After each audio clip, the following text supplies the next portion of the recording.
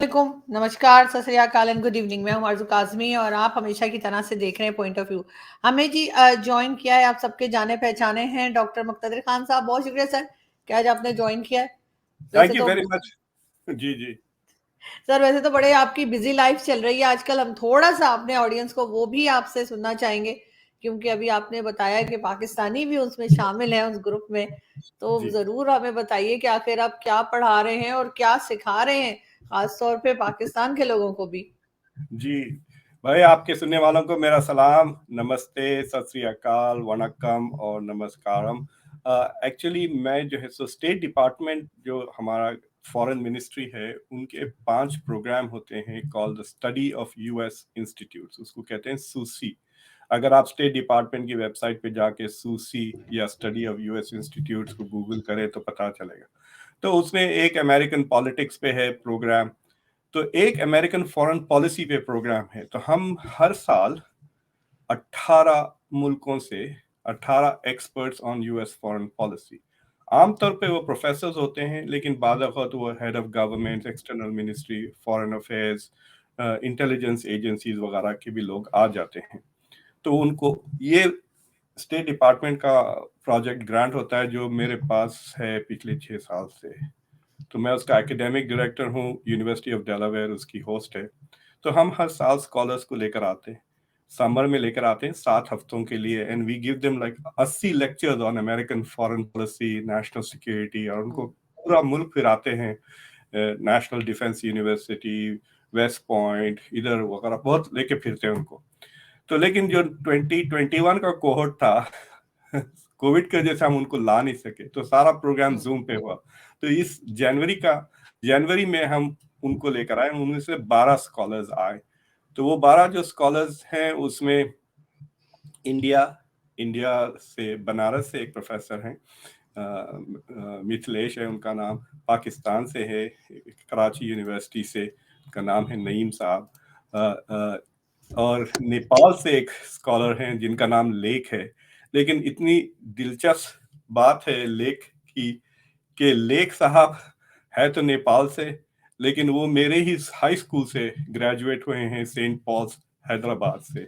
और फिर उस तरह से हमारे पास नॉर्थ मैसेडोनिया, तुर्की और पापुआ न्यू गिनी, तो इस तरह से 12 कंट्रीज हैं, कोस्टारिका, हर कॉन्टिनेंट से, अफ्रीका से, मोरक्को के रिप्रेजेंटेटिव। इनफैक्ट जो मोरक्को के रिप्रेजेंटेटिव है, वो द किंग के फॉरेन पॉलिसी एडवाइजर के असिस्टेंट है, and also the 10,000th subscriber of conversation.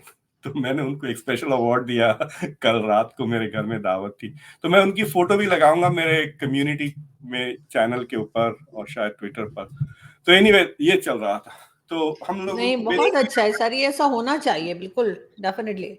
लोग जो है सब कंस्पिरेसी थ्योरीज बहुत बनाते हैं अमेरिकन फॉरेन पॉलिसी। ओ देखो, हिलरी ने ये कहा था टीवी पर, उसने ये लिख दिया था किताब में, नाउ दैट एक्सप्लेन्स कि अमेरिकन फॉरेन पॉलिसी कितनी कॉम्प्लेक्स है। वो हम समझाते हैं। वी होप कि ये स्कॉलर जब वापस जाएंगे तो अपने स्टूडेंट्स को और उनको समझाएंगे, भाई अगर बाइडेन ने एक चीज कह दी या कोई किसी ने किसी किताब में लिख दी तो वो एक्सप्लेनेशन नहीं हो जाता American foreign. It's a very complex process.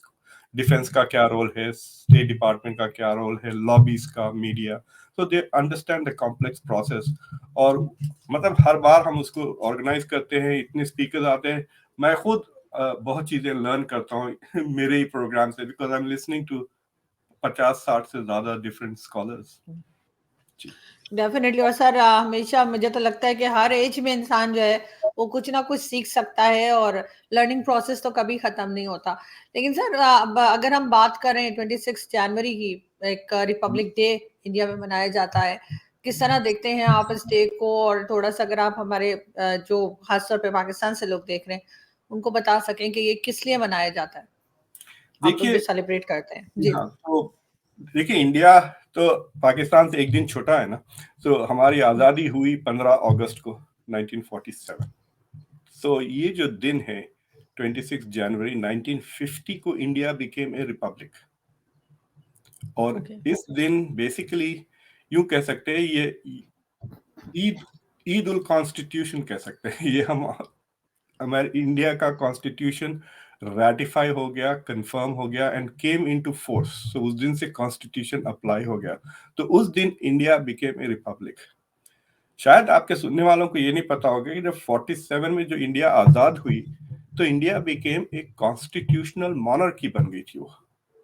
तो हमारे जो किंग जॉर्ज थे वो फिर भी बादशाह थे वो इंडिया के, और Mountbatten, Earl Mountbatten उनके यहाँ पे वॉइस रॉय थे.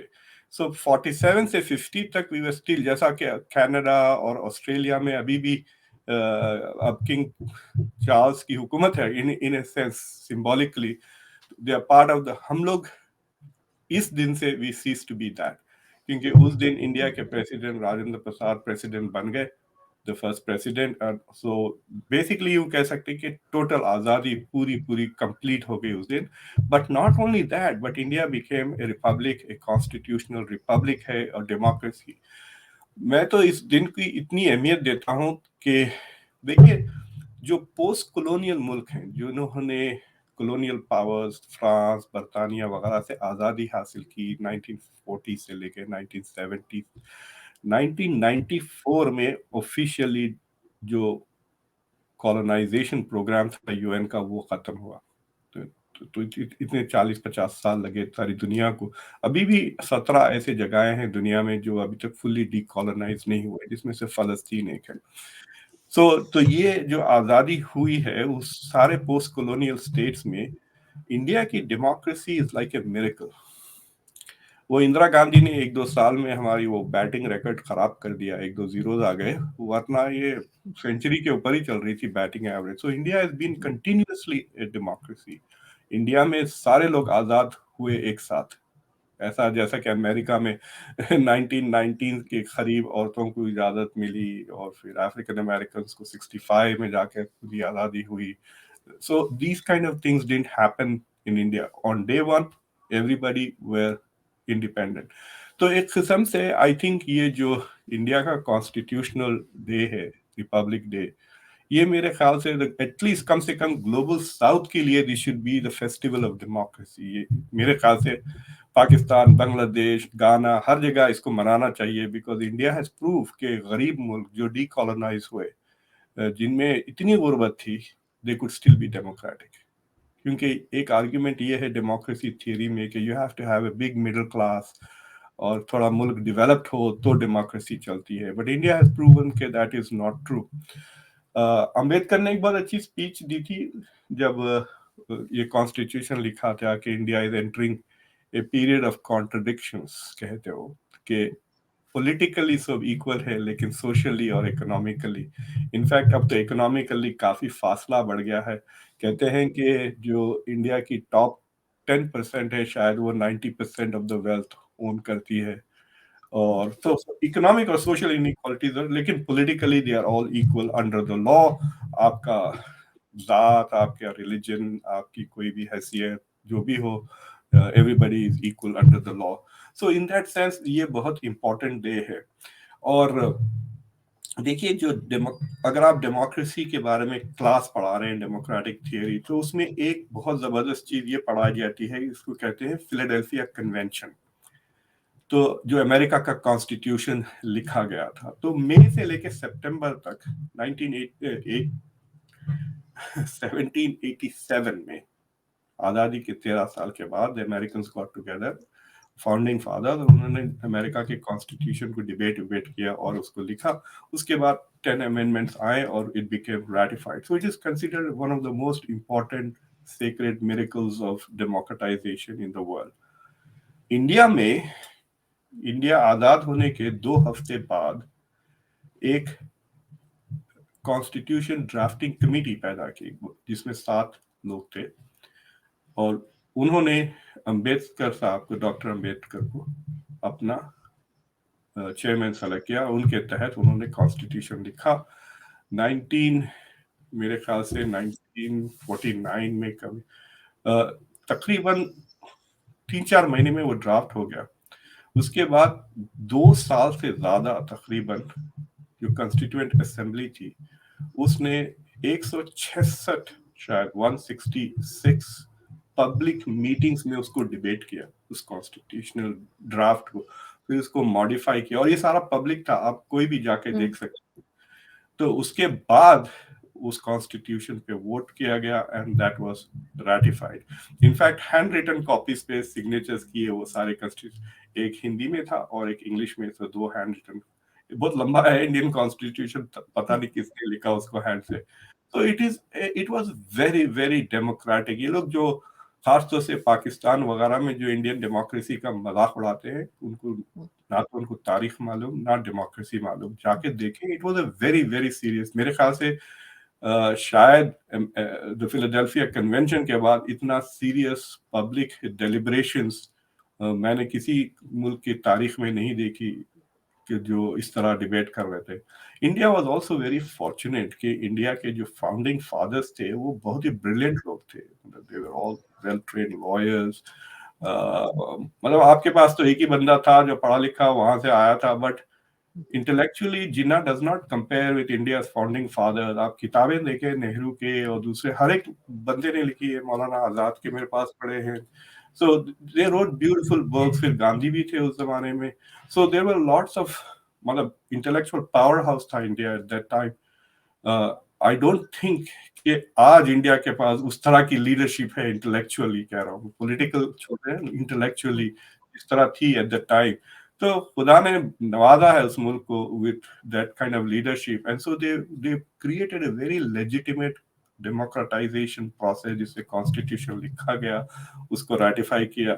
और देखें that constitution is in force. मतलब एक दो अमेंडमेंट्स वगैरह आए 1973 में, उसमें प्रियम्बल में भी थोड़ा सा चेंज आया, but the constitution is in force. I think Pakistan में शायद 56 में पहला कॉन्स्टिट्यूशन आया, देन इसको बर्खास्त फौरन कर दिया गया। फिर 62 में दूसरा आया, फिर 73 में जो आया। तो आपका current constitution was originally written in 1973। उस पे अमेंडमेंट्स कुछ आते गए, जिसमें प्रेसिडेंट का भी पावरफुल, प्राइम मिनिस्टर का भी पावरफुल।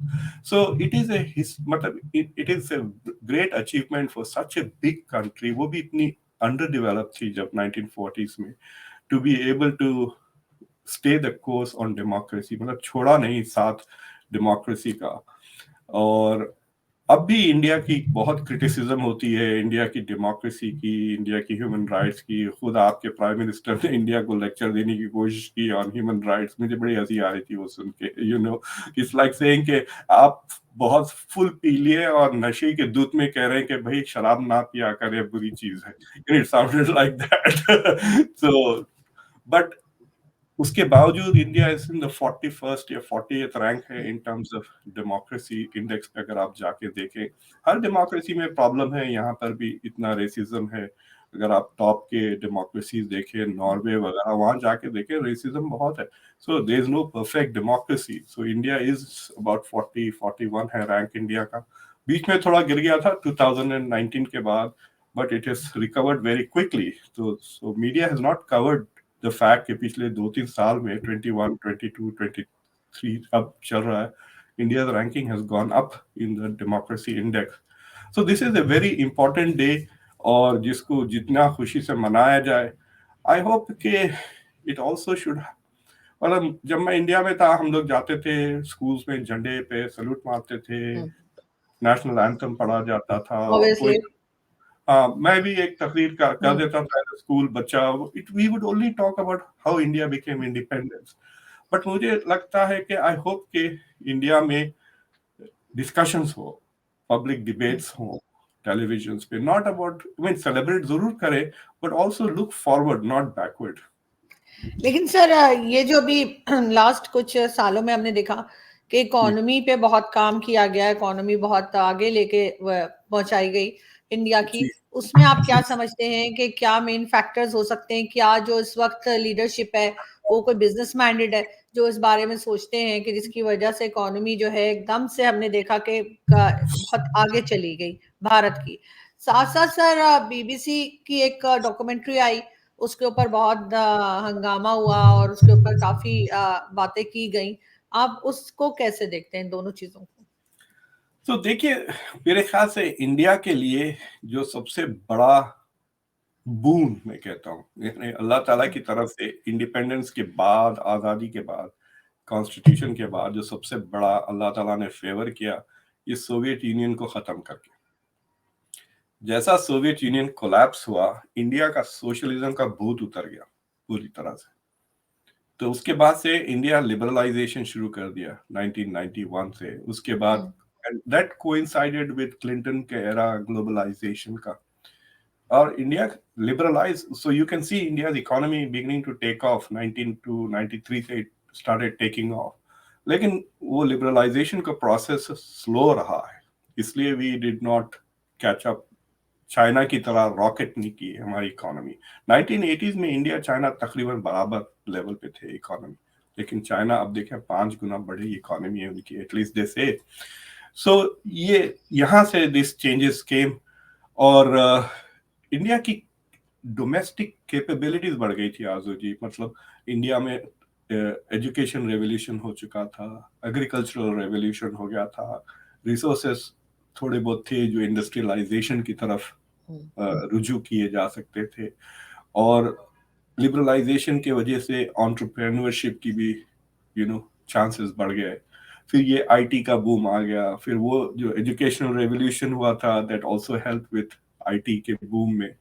सो इंडियंस गॉट मतलब ये 4-5 चीजें इंडिया की came together and is pushing Indian economy. और मैं कह रहा हूँ कि इंडिया को लोग कह रहे हैं taken of, it is not taken of. अगर आप हवाई जहाज में बैठे ना, तो पहले प्लेन बैक ऑफ स्लोली होता है, फिर रनवे पे आके तेजी से। तो I think India is at the moment runway पे, तेजी से प्लेन दौड़ रहा है, उस पे लोग खुश हो रहे हैं। अभी वेट करें, when it takes off it will really take off. कह रहे हैं कि आइंदा 2030 तक it should double its economy, 10-12 trillion हो जाएगी। और उसमें क्या है, nothing succeeds like success, right. अगर सबने देखा कि अरे ये घोड़ा रेस जीत रहा है, तो देन बेटिंग भी होने लगेगी ना, दैट विल, मतलब इंडिया कह रहा है कि जो फॉरेन इन्वेस्टमेंट्स आएंगे वो डबल ट्रिपल क्वाड्रुपल भी हो सकते हैं इंशाल्लाह। So that will take off the economic thing. और ये जो आप डॉक्यूमेंट्री की बात कर रहे हैं मोदी को लेकर, तो सेकंड पार्ट तो अभी आया ही नहीं है। आई एम होप अज्यूमिंग के उसमें कुछ सीरियस थिंग, जो पहला था उसमें कोई नई बात तो नहीं थी। Everybody in India knows this. सवाल ये उठता है कि टाइमिंग इज अब क्यों किया। वही तो सर, अब क्यों, अब क्या वजह हो सकती है? 10th एनिवर्सरी, 20वीं एनिवर्सरी कह सकते हैं आप, कि 30 साल के करीब हो रहे हैं उस वाक़े को होकर। और मतलब इंडिया में तो बहुत लोग नाराज है because it's targeted the prime minister directly ना, लेकिन उन्होंने और इस वजह से एक तो एक है कि BBC is quite an autonomous agency, तो आप you can not attribute it to government. और ऋषि सुनाक ने बहुत ही अच्छा एक आई डोंट नो, मैंने वो वीडियो देखी है जिसमें ऋषि सुनाक ने कहा कि I disagree with that characterization, लेकिन वो सेंटेंस को इंडिया में तो ऐसा उछाला गया कि ही रिजेक्टेड द डॉक्यूमेंट्री। लेकिन आप गौर से वॉच करें उस एपिसोड को, you could also interpret it to say कि he is rejecting the characterization by the MP जिसने सवाल पूछा। जो MP ने दिया बड़ी फ्लावरी लैंग्वेज, ये वो ये दुनिया का सबसे, you heard all of that, right? So he said that it is important कि we respect human rights and I disagree with your characterization, but he didn't say characterization BBC documentary के characterisation से disagree करता हूँ। उसने documentary के बारे में एक लफ्ज ही नहीं किया, वरना उन्हीं के ऊपर और एक बन सकता है कल बीबीसी का documentary. Quite autonomous, he can cut off their budget to some extent, but तो मुझे लगता है कि I think it is very simple के मैं कैसा समझाऊं। मैं जब छोटा था, मैं वालिद साहब से पूछा था कि अमेरिकन और ब्रिटिश में क्या फर्क है। मेरे वालिद साहब बड़े इंटरेस्टिंग आदमी थे। जब भी मुझे ये चीजें आती हैं याद, I try to understand psychology. मतलब I was very young when he passed away, मतलब मैं 25-30 का था, but we never understood him. Anyway, उन्होंने ये कहा कि देखो, जब अमेरिकन देखता है, अगर तुम रोल्स रॉयस में जा रहे हो और एन अमेरिकन देखता है रोल्स रॉयस को, तो वो सोचता है how can I get 100 like those? Hmm. Right आप रोल्स रॉयस में जा रहे हैं, अंग्रेज आपकी रोल्स रॉयस देख अमेरिकन आपकी रोल्स रॉयस देखता है एंड अप्रिशिएट करता है एंड से wow that's such a great thing, how can I get 100 of those? अंग्रेज देखता है wow how can I get that one? तो वो आपसे आपकी रोल्स रॉयस छीनने की चीजें सोचने लगता है. So I think he was trying to explain to me the colonial mindset of the British जिसकी अब इंडिया में तन गई. So I have a feeling कि इंडिया उड़ रही है. 2023 is diplomatically a very important year for India. G20 India में हो रही है.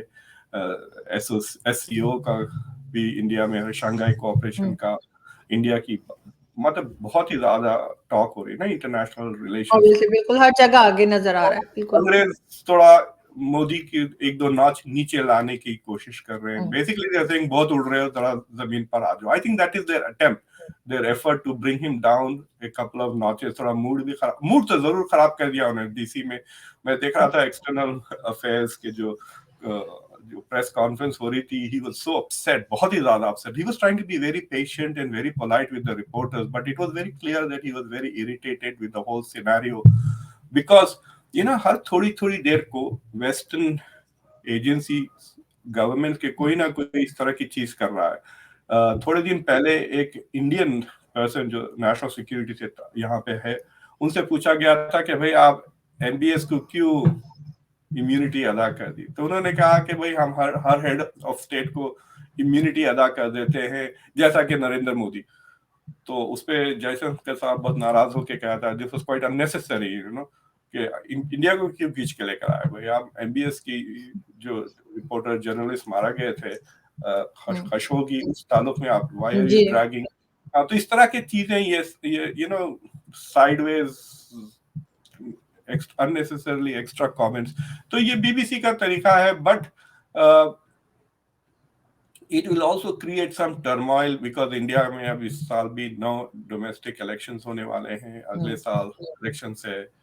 So अब देखते हैं सेकंड एपिसोड में क्या, मतलब they are saying there is a report, मतलब I have not seen anything new in the report. और जो इंडिया की तरफ से क्रिटिसिज्म आ रहा है कि इंडिया की जो कोर्ट सिस्टम्स है उसकी बिल्कुल रिस्पेक्ट नहीं कर रही बीबीसी, क्योंकि इंडिया का सुप्रीम कोर्ट ने तो एक्सोनरेट कर दिया था मोदी को पूरी तरह से फ्रॉम एनी रिस्पॉन्सिबिलिटी. तो अब बीबीसी जो ये शो कर रहा है, इट इज ट्राइंग टू से कि इंडिया के courts are not fair, and I think that is legitimate. किसी भी अगर हम कह दें अमेरिका के आपके कोर्ट्स बिल्कुल ही बेकार हैं, तो I am sure America would be upset. So you can say कि this may have right now India is not looking at Great Britain as a friendly country. ये कह सकते हैं, थोड़ा मूड खराब हो गया है.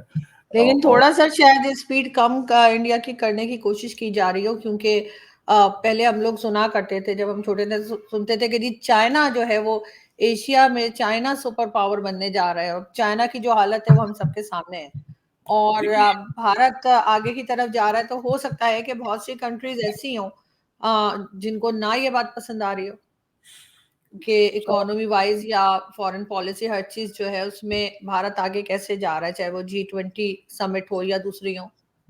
इसमें जो सबसे नुकसानदेह चीज जो इंडिया के लिए है वो ये है कि अभी पिछले 2 हफ्ते हो गए वी टॉक्ड अबाउट इट, जो ग्लोबल साउथ वाली conference, voice of global south. तो India wants to become the voice of global south. तो बीबीसी कह रही है ग्लोबल साउथ की कंट्रीज की कि do you want this man to be your voice, और एक उसमें एक उन्होंने क्लिप बताया जिसमें मोदी बीबीसी के रिपोर्टर से बात कर रहे हैं 20 साल पहले, which is not very favourable to him the whole thing. उनके सपोर्टर्स के लिए तो आजकल अरे क्या जवाब दिया, जबरदस्त जवाब दिया, but for third party viewers it does not, मतलब it is not the best video to show अगर आप मोदी को thoughtful, compassionate लीडर की तरह पेश करना चाह रहे हैं.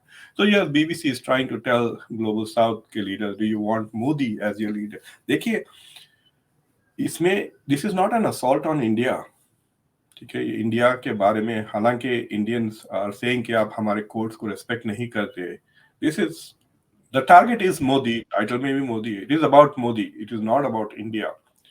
सो इट इज क्वाइट पॉसिबल, जैसा कि जैक स्ट्रॉ ने कहा कि क्या हम इंडिया से डिप्लोमेटिक ताल्लुकात तोड़ लेते, इससे अलावा और क्या कर सकता था बरतानिया, right? He said we can't do that, we can't break our ties with India because of what happened in Gujarat, even though it was terrible. So the rest of the global south countries are going to say कि भाई India is going to be a very powerful and influential and rich country in the next 10-15 years. So इस 2002 के episode के वजह से we are not going to miss the bus. So यूं कहिए कि it's like saying you're going to picnic, हंसी मजाक गाना गाते हुए पिकनिक जाने के बजाय बीच में किसी थोड़ी सी बदमज़गी नहीं हो जाती है थोड़ी देर के लिए. So that is what has happened, and I think it will disappear in once. Exactly, क्योंकि ये ज्यादा देर चला नहीं पाएंगे. बिल्कुल ठीक कह रहे हैं आप. Thank you so much sir कि आपने आज ज्वाइन किया, और आई होप कि आपके जो आपका सेमिनार या वर्कशॉप वट एवर ये चल रही है उसके बाद दोबारा जल्दी आपसे मिलना होगा. जरूर जरूर थैंक जी हाँ, थैंक यू. बहुत शुक्रिया. Thank you sir.